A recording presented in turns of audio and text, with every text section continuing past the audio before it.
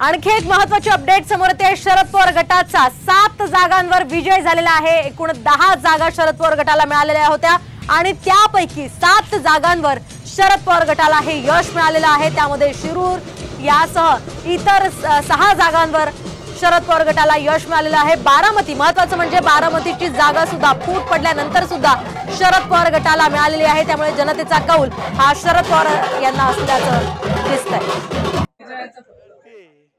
ही निवडणूक तुम्ही विकासाच्याच मुद्द्यावर लढली का? ही निवडणूक विकासाच्याच मुद्द्यावर लढलो ना, मी विकासाच्याच मुद्द्यावर लढलो।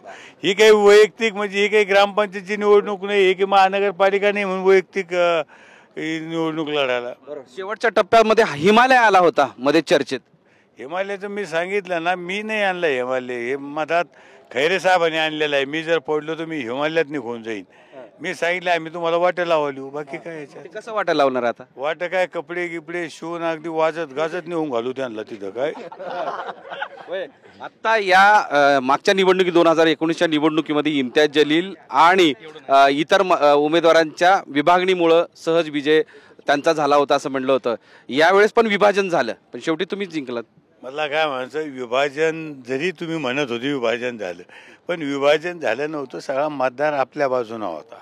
तुम्हाला वाटत होतं विभाजन झालं, पण विभाजन झालं नाही।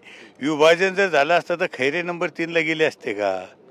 आज खैरे नंबर 3ला आहे आणि जलील साहेब नंबर 2ला आहे, त्याचा विचार करा।